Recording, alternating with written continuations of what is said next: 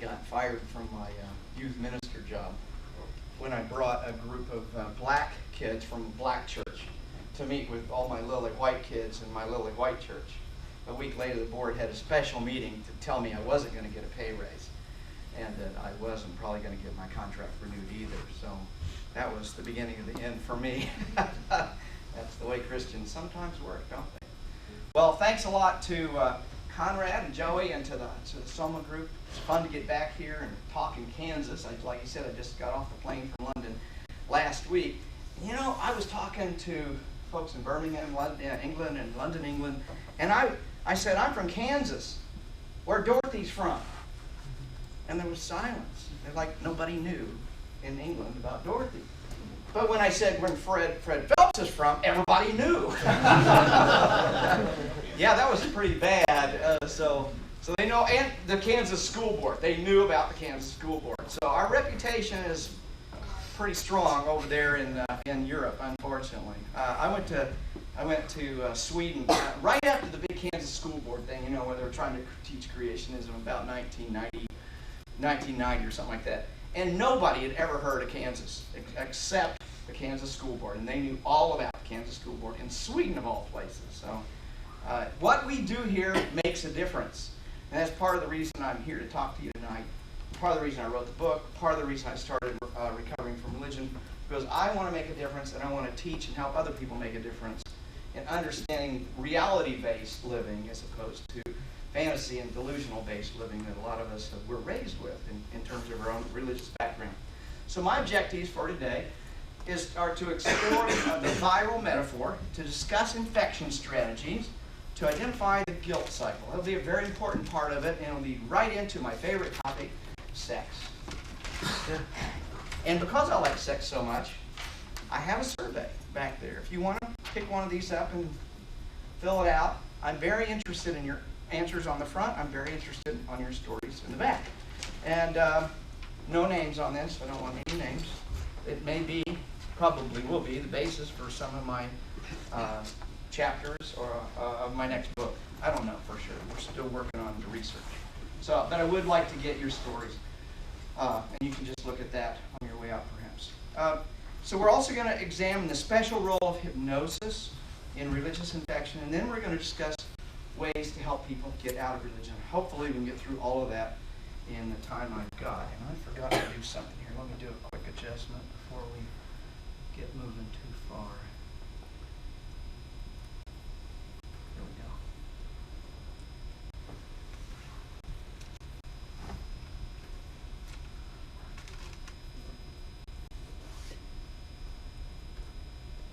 Okay.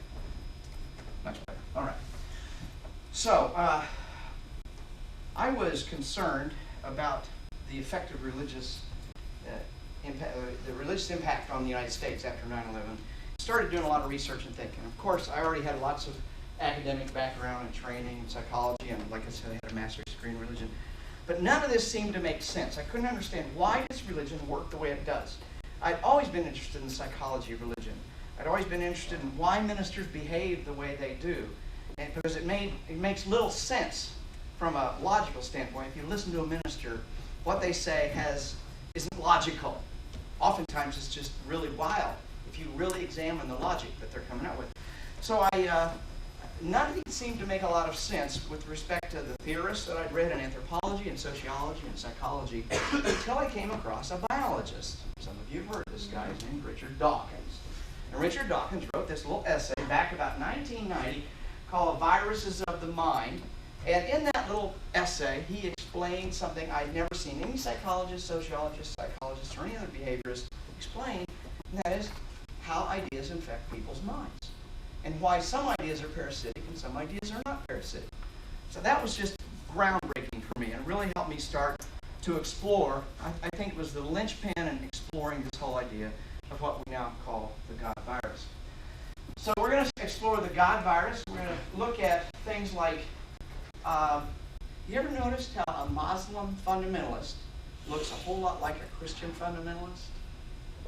If you just have them argue with each other, have a Muslim and a Christian argue with each other, and record, and then just take the words they say and flip them around, Instead of one guy saying Jesus, let him say Muhammad. Since this guy's saying Muhammad, let him say Jesus.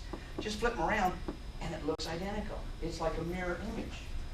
So that tells us something else is going on inside the minds of those people. It's not specifically a given religion. It's the virus of that religion. It's the way the virus is working inside. So I felt like this was a new way to look at the way religion works. Here's a couple of questions I wanted to ask. Why do ministers use hypnotic techniques in their sermons? I was going to graduate school, still going to church at this time, late 70s. And I'd go to graduate school and learn hypnotic techniques. Then I'd go to church and I'd watch the minister using the same technique. I'd stop the minister on the way out of church and say, "Where'd you learn that great hypnotic technique? It really made me feel the Holy Spirit or whatever." He'd say, "Well, I guess it must have been the Holy Spirit speaking through me." I knew darn good and well that wasn't what was going on. It was a technique. I just learned it in my clinical psychology and hypnosis techniques class. So it told me something's going on there. How did you learn those techniques? Where did it come from?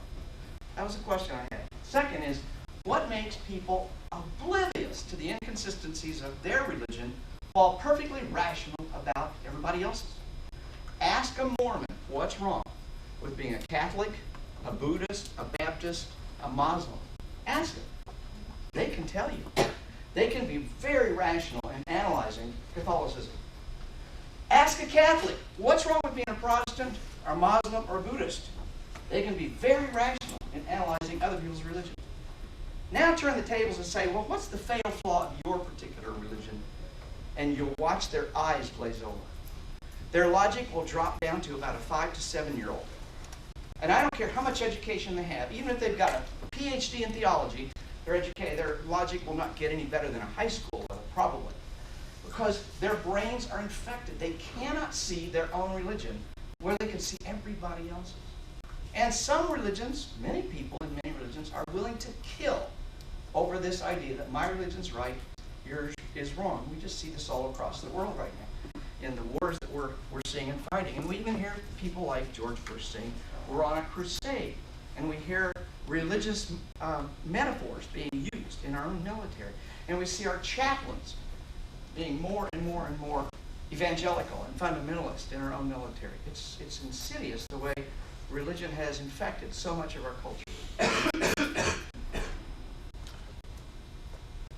So the purpose of the God virus is to suggest a comprehensive method of explaining and understanding religion, and show how it can lead to practical actions on the part of non-theist, spiritual people, and the less religious, to deal with religion in our society and world. You'll notice I include not the religious as well, because I want everybody, I don't care if you're religious or not, I want you to know what's going on. I want you to know the score and understand how religion manipulates us. Because it does manipulate individuals and manipulate the